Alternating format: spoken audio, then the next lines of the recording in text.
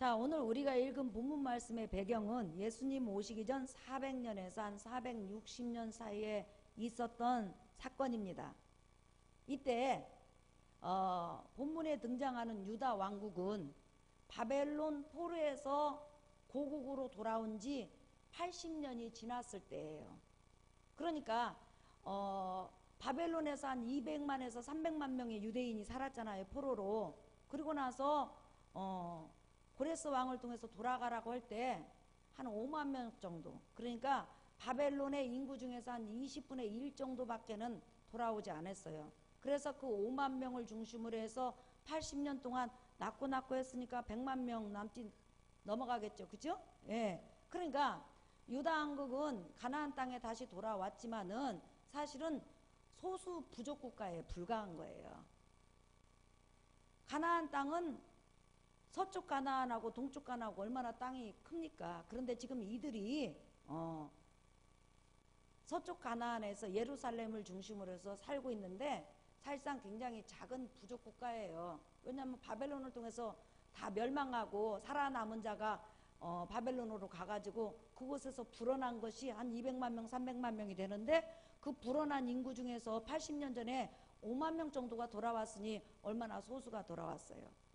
그런데 이제 80년이 지나다 보니까 성전도 세워졌고 하나님 앞에 예배도 드리고 장차 오실 예수 그리스도로 기다리면서 이제 하나님을 섬기는 소수 부족 국가로서 지금 살아가는 거예요. 지금 이때가 예수님 오기 전 한 400년에서 460년 정도의 기간이에요.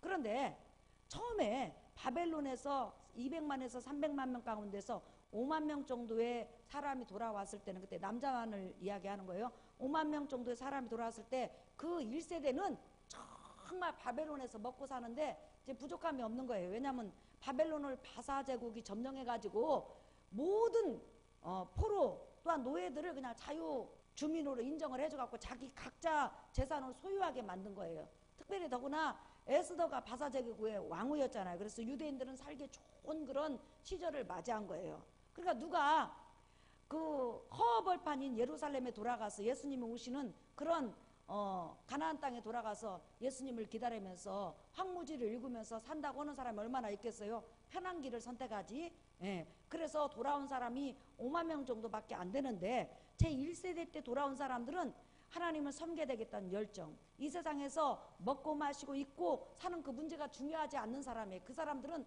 고생이 되더라도, 외롭게 살더라도, 사람에게 인정을 받지 못하더라도, 황무지를 개간하면서 거지처럼 설령 산다 할지라도 나는 내 고국 예수님이 오시는 그 이스라엘 땅에 돌아가서 거기서 성전을 세우면서 하나님을 섬겨야 되겠다 해가지고 불타는 신앙의 열정과 그 다음에 말씀을 사모하고 그 다음에 제사를 사모하고 성전 예배를 사모해서 돌아왔다는 거예요.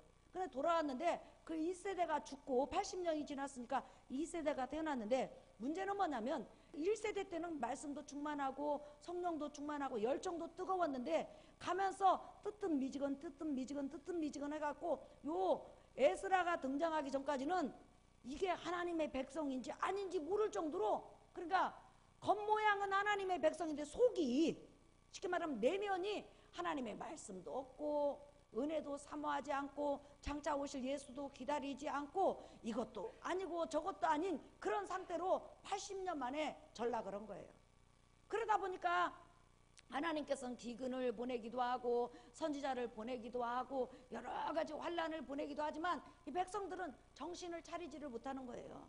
그런 상태에서 하나님께서 이 백성에게 더 큰 궁유를 베풀고 사랑을 베풀어야 되겠다고 생각을 했어요. 왜냐하면 그 조상들이 세상의 부귀 권세 명예 모든 안락을 다 버리고 지금 바벨론에서 오직 예수 그리스도 오시는 그 땅을 찾아왔잖아요. 그런데 그 조상들을 기억하사 하나님께서 그 후손들에게 큰 축복과 은혜를 내리신 거예요. 다시 말하면 그 후손들이 하는 행위로 봐서는 하나님의 은혜와 축복을 못 받아요.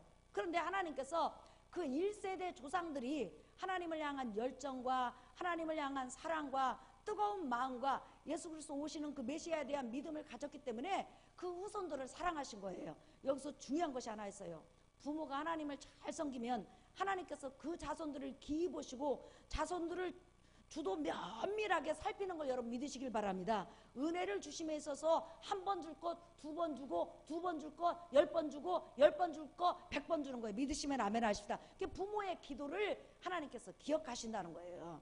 그래서 하나님께서 제2세대 백성들에게, 유다 백성들에게 하나님께서 큰 복과 은혜를 주셨는데 그 복이 바로 이거예요. 자, 여러분 읽었던 6절 보세요.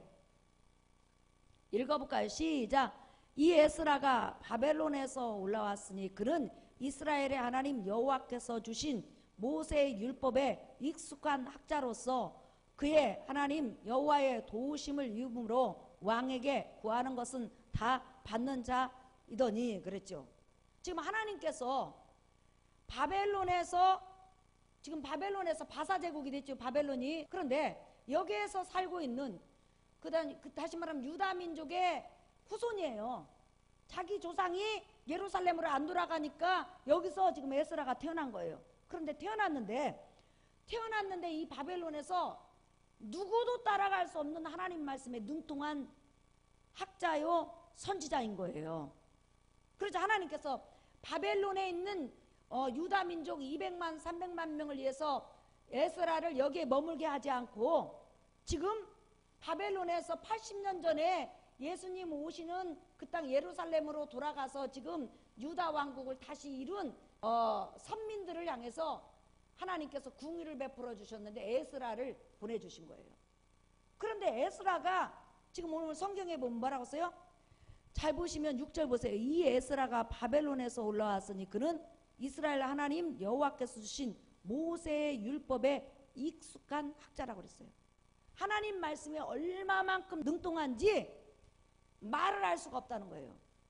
그러니까 여러분 바벨론에서 포로 생활하고 거기서 그 부모가 자식을 낳는데 이렇게 하나님 앞에 이렇게 뛰어난 그런 서기관이요 또한 선지자요 학자가 태어난 거죠. 그런데 이 학자를 지금 바벨론에 머물게 하지 않고 어디다 주셨죠? 지금 예루살렘에 살고 있는 유다 왕국 백성들에게 주신 거예요. 그러니까 우리가 이 세상을 살아가면서 물질의 축복을 받는 것도 축복이요 또한 건강의 축복을 받는 것도 축복이요 또한 여러 가지 좋은 친구를 만난 것도 축복이요 여러 가지 삶의 형통함을 받는 것도 축복이에요. 근데 하나님이 보실 때 하나님 백성에게 있어서 가장 큰 축복은 하나님 말씀에 능통한 주의 종을 만나는 거예요. 믿으시면 아멘 하십시다. 왜 그럴까요? 사람은 육적으로는 떡으로 살아요. 그러나 영혼은 또한 믿음의 열정은 하나님을 알아가는 지식은 하나님에 대한 소망은 이 영적인 생명은 하나님 말씀에게서 오는 거예요. 그런데 하나님의 말씀도 그냥 말씀 한 절 읽고 이 세상 이야기 하다가 끝나버리면 그건 생명이 아니에요. 하나님의 말씀은 분명히 오늘 또 이야기를 하지만 성경을 그대로 해석을 해주는 거예요. 근데 해석을 어떻게 해주느냐? 하나님의 성령이 충만해서 하나님의 성령이 해석하고자 하는 내용대로 해석해 주는 것이 바로 성령 충만한 주의 종이고 이런 주의 종을 모시고 그 입에서 나오는 하나님의 말씀을 듣는 자가 진정으로 하나님 앞에 복을 받은 자요 하나님 앞에 은혜를 받는 자요 하나님 앞에 축복을 받은 자라는 거예요. 그러니까 하나님의 백성에게 있어서 최고의 축복은 바로 영적으로 하나님의 말씀을 제대로 해석해주고 그 다음에 그 해석을 받은 사람이 예수를 향해서 마음이 열려지고 또한 하나님을 향해서 마음이 열려지는 축복이 있는 것이 축복이라는 거예요. 믿으시면 아멘 하십시다. 여러분 에스라가 어느 정도로 하나님 말씀에 능통한 자냐면요. 자 여러분 한번 보실래요? 느헤미야 선지자하고 에스라 선지자는 같은 시대 사람이에요. 자 에스라 다음이 바로 느헤미야예요. 8장 13절 한번 보세요. 자 읽어볼까요? 시작.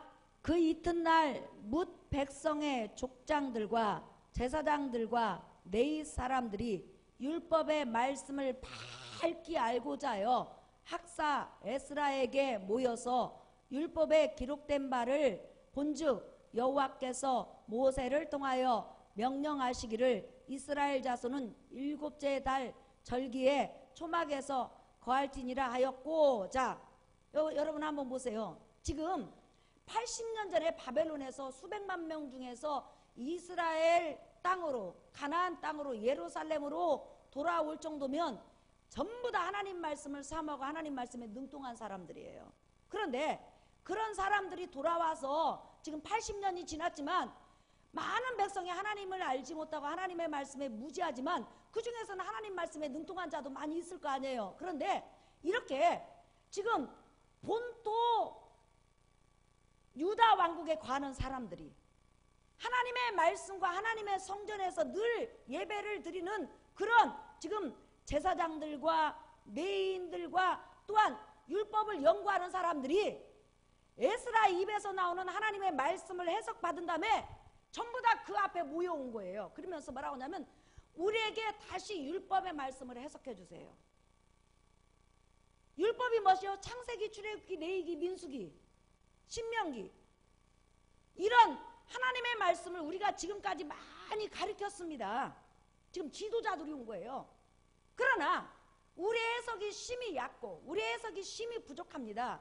그런데 우리는 당신 입에서 나오는 하나님의 말씀을 해석을 받으니까 얼마나 그 해석이 오묘하고 우리에게 믿음이 가게 하고 장차 오실 예수 그리스도를 바라보게 하는지 정말 꿀송이 같습니다. 그러니까 우리에게 하나님의 말씀을 좀 해석해 주십시오. 율법을 해석해 주십시오 하면서 유다 왕국에 있는 모든 지도자들이 바로 에스라에게 몰려왔다고 지금 성경은 기록하고 있어요. 자, 이들이 에스라에게 성경 말씀을 배우고 이들이 에스라에게 성경 해석을 배운 다음에 백성을 가리킴으로 인하여서 이때부터 유다 왕국이 하나님 앞에 축복을 받는 역사가 일어나요. 여러분이 하나님의 말씀으로 기뻐지고 하나님의 말씀 해석받는 것을 기뻐하고 또한 예배 시간에 말씀을 깊이 사모하면 그것이 축복이 되고 그것이 삶의 형통을 가져오고 그것이 여러분을 하나님 앞에 존귀한 자로 영화롭게 세우는 걸 믿으시기를 예수의 이름으로 축원합니다. 그러니까 유다 왕국에게 있어서 하나님은 얼마든지 먼저 물질을 줄 수 있고 건강을 줄 수 있고 삶의 형통을 줄 수 있고 얼마든지 바사 제국의 속국에서 해방시켜 줄 수 있었는데 가장 하나님께서 먼저 주신 것이 뭐냐면 말씀에 능통한 학사를 주신 거예요. 그러니까 나는 10년, 20년, 30년 신앙생활 하면서 정말 내가 성경 해석받기를 원한다. 그랬을 때 성경을 제대로 해석해주는 그런 주의 종을 만나서 그 말씀을 통하여서 내가 말씀으로 충만해진다면 진짜 하나님이 나를 사랑하는 표요. 하나님이 내게 은혜를 베푸는 표요. 그 은혜를 받다 보면 여러분이 삶의 문제를 만났을 때마다 형통의 길로 은혜의 길로 잘 풀리는 길로 인도하는 걸 믿으시기를 예수의 이름으로 축원합니다. 그러니까 말씀과 삶의 은혜는 같은 거예요. 그래서 여러분 한번 그 느헤미야 한번 8장 1절 보세요. 읽어볼게요. 이스라엘 자손이 자기들의 성읍에 거주하였더니 일곱째 달에 이르러 모든 백성이 일제히 수문학 광장에 모여 학사 에스라에게 여호와께서 이스라엘에게 명령하신 모세의 율법책을 가져오기를 청하매. 다시 말하면 이제 지도자를 통하여서 학사 에스라에 대해서 배운 거예요. 그러니까 학사라는 것은 뭐냐면 서기관 또한 성경을 전문적으로 해석하는 사람 이런 뜻이에요. 그런데 에스라의 소문이 유다 왕국에 퍼진 거예요. 그랬더니 백성들이 전부 다 몰려온 거예요. 예루살렘으로. 그러면서 뭐라고 하냐면 율법책을 갖고 와서 우리한테 읽어주라. 그리고 나서 우리에게 해석해주라. 그러니까 에스라한테 교육받았던 그런 모든 주의 종들과 에스라가 온 백성을 모아놓고 이제 율법책을 읽어주고 성경을 해석해준 거예요. 해석해줬더니 어떤 역사가 일어났냐면, 자 여러분 7절부터 볼게요. 예수아와 바니와 세레바와 야민과 악국과 사브데와 호디아와 마아세아와 그리다와 아사라와 요사박과 하난과 블라야와 레이 사람들은 백성이 제자리에 서 있는 동안 그들에게 율법을 깨닫게 하였는데, 그러니까 율법을 말씀을 읽어주는 걸로 끝나지 않고 이게 무슨 뜻인지를 알려줬다는 거예요. 깨닫게 하였는데 하나님의 율법책을 낭독하고 그 뜻을 해석하여 백성에게 그 낭독하는 것을 다 깨닫게 하니, 시작, 백성이 율법의 말씀을 듣고 다 우는지라 그랬죠.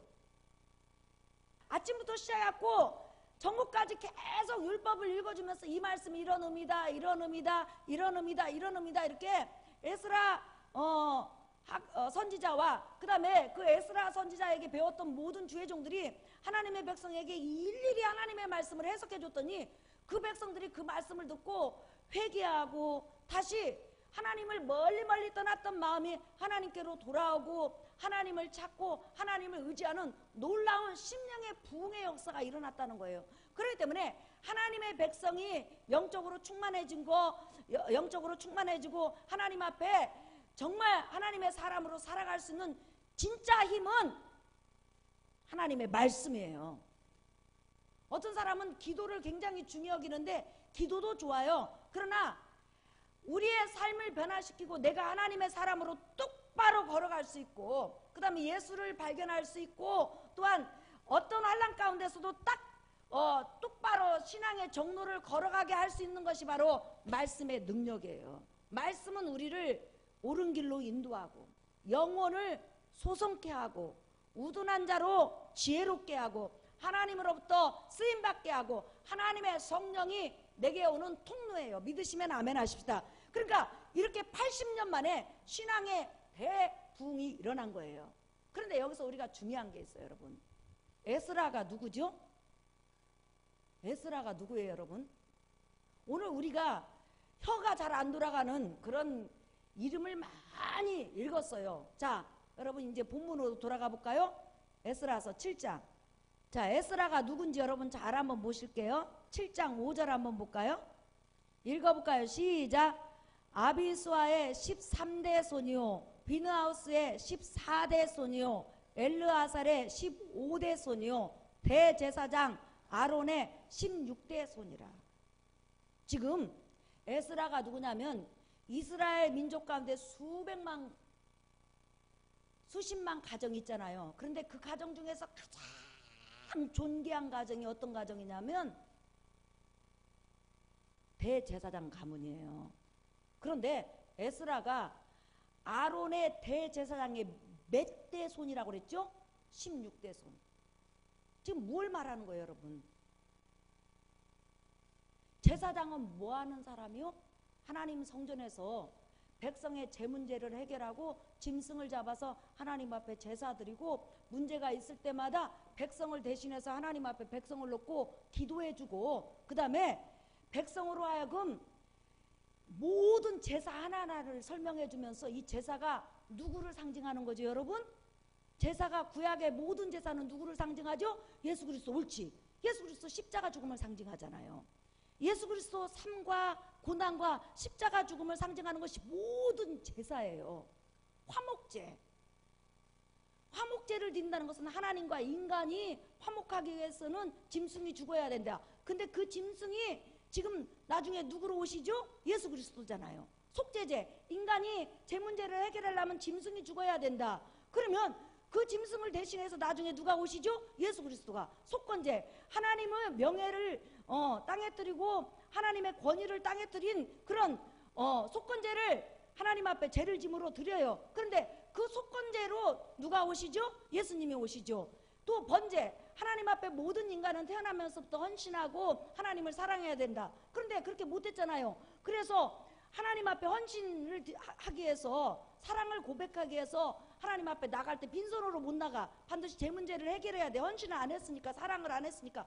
그때 드리는 제사가 바로 번제잖아요. 그런데 그 번제를 나중에 누가 하시죠? 예수님이. 그러니까 예수님의 모든 그런 삶을 다 보여주는 것이 바로 여러분 출애굽기, 레위기, 민수기, 신명기. 특별히 레위기, 민수기.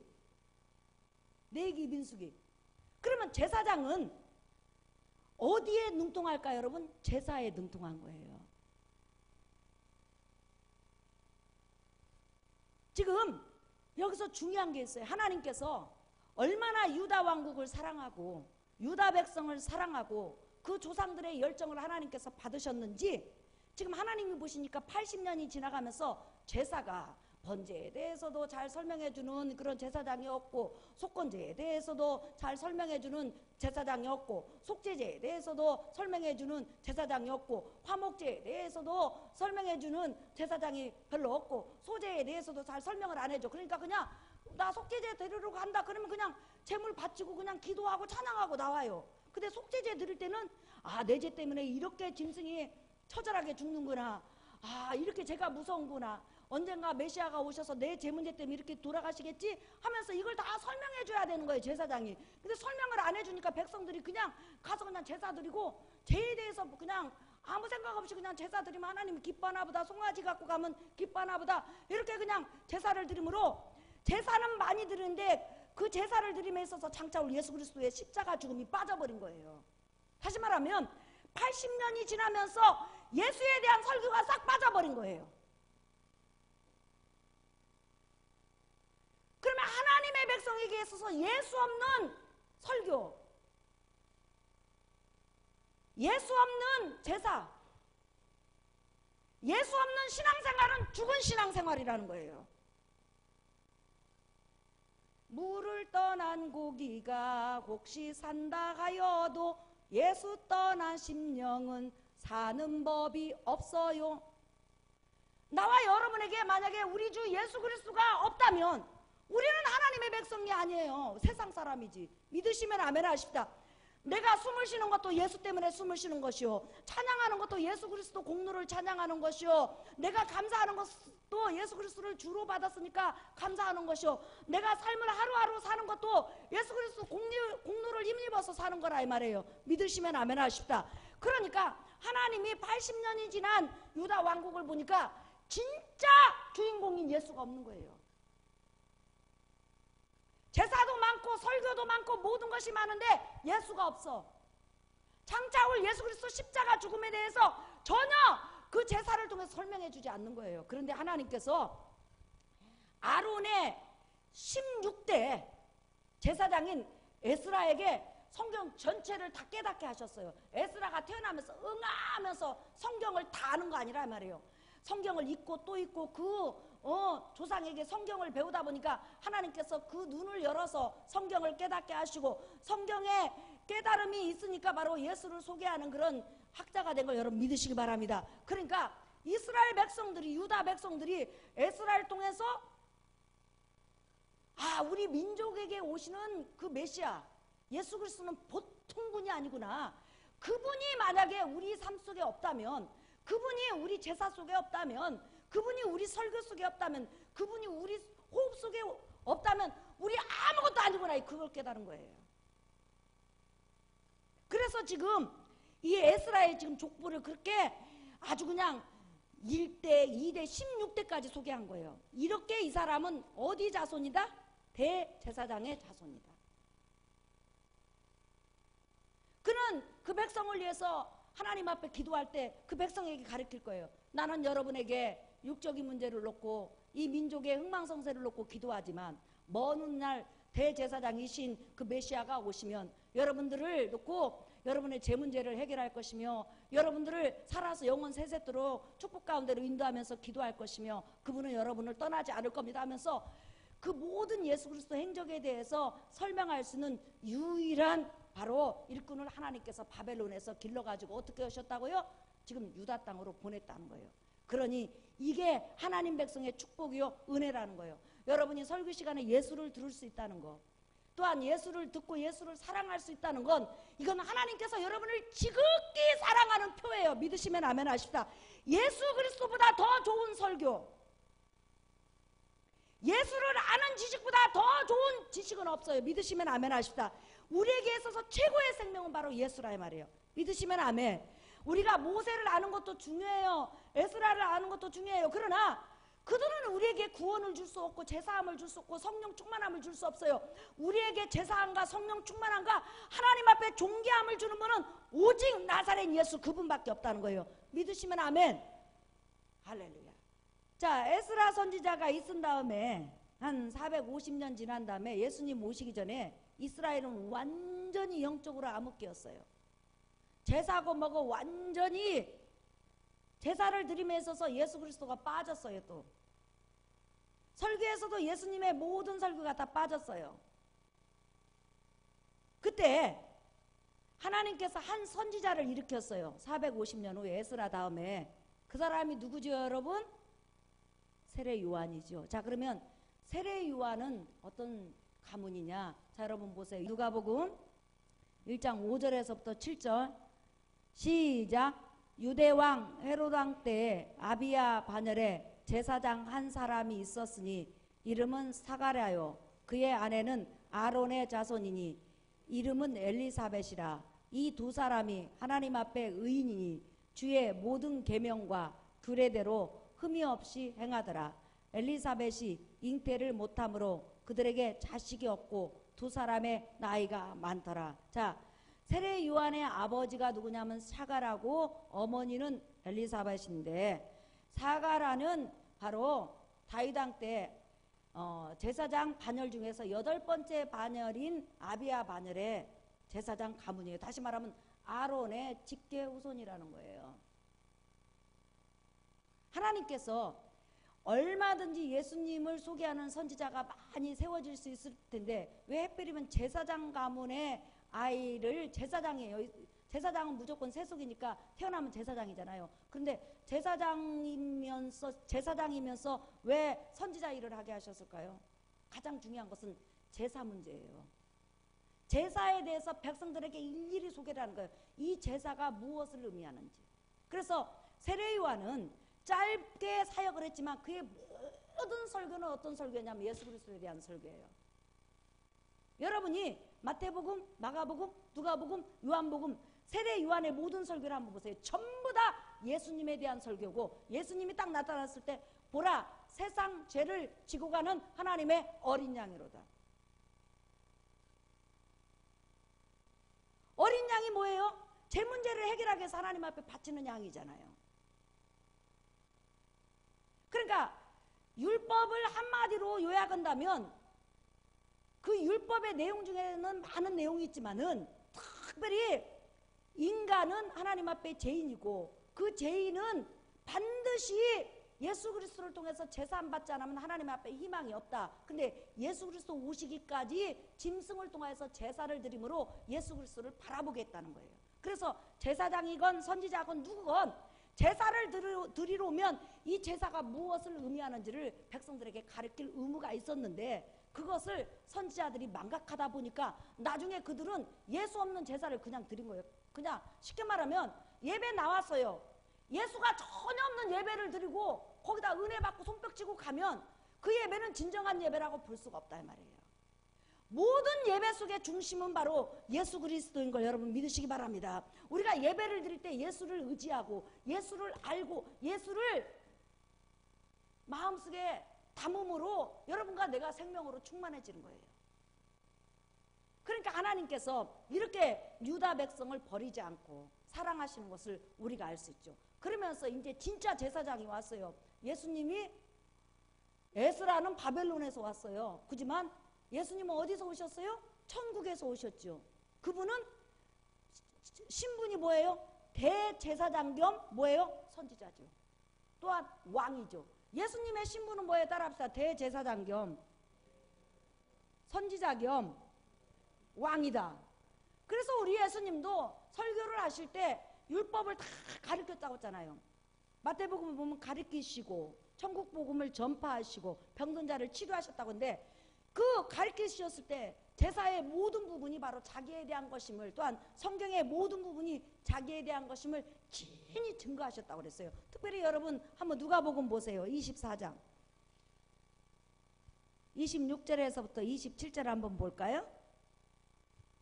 자, 읽어봅시다. 시작. 그리스도가 이런 고난을 받고 자기의 영광에 들어가야 할 것이 아니냐 하시고 이에 모세는 창세기, 출애굽기, 레위기, 민수기, 신명기 시작.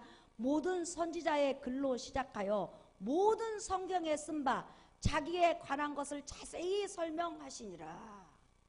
예수님을 잘 알아보지 못하는 그런 제자들에게 성경 전체를 들어서 자기에 대해서 예언된 것이고 모세 율법이 자기에 대한 것임을 충분히 말을 하죠. 자, 44절 시작. 또 이르시되 내가 너희와 함께 있을 때 너희에게 말한 바 곧 모세의 율법과 선지자의 글과 시편의 나를 가리켜 기록된 모든 것이 이루어져야 하리라 한 말이 이것이라 하시고, 이에 그들의 마음을 열어 성경을 깨닫게 하시고. 보세요.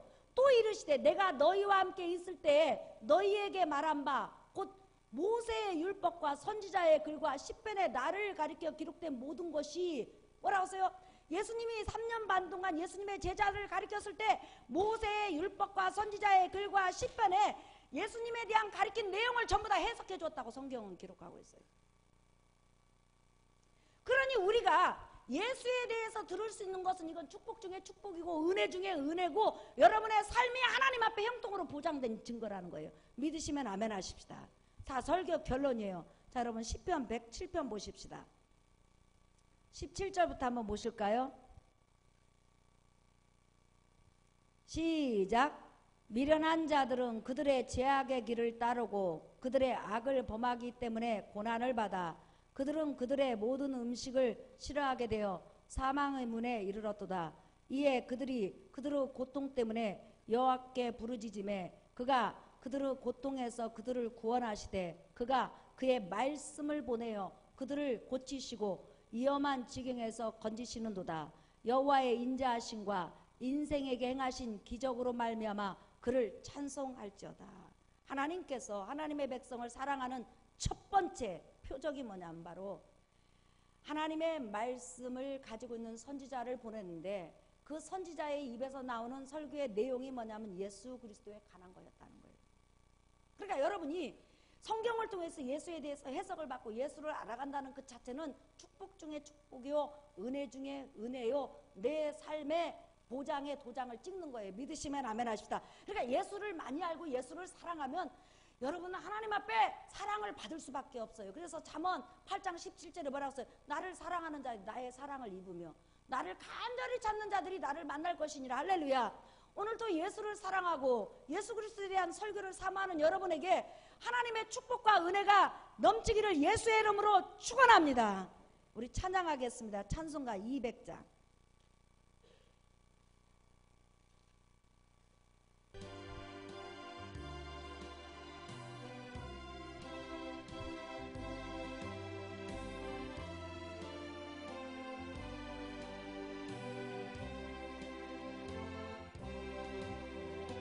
달고 오명왕 그 말씀 생명의 말씀을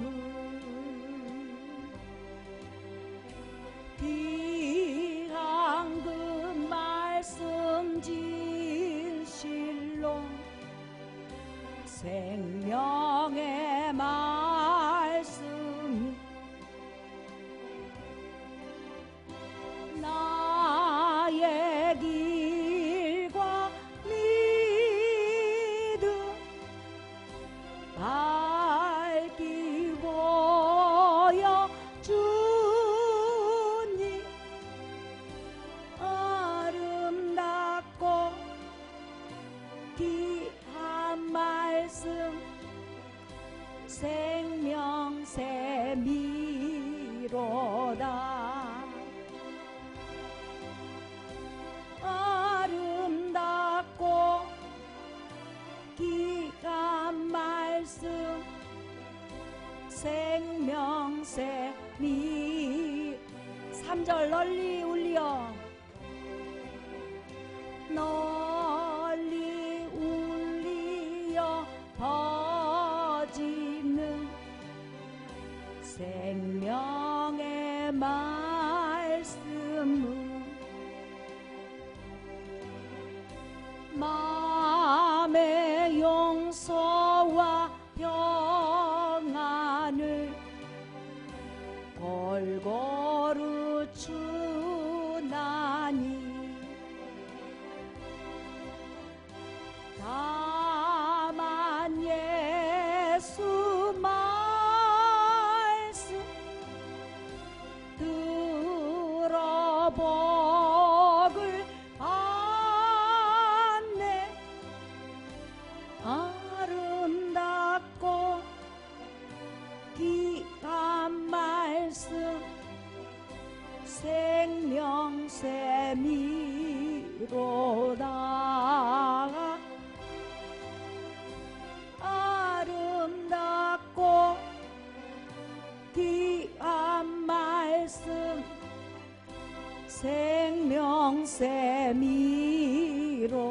사랑하는 성도 여러분,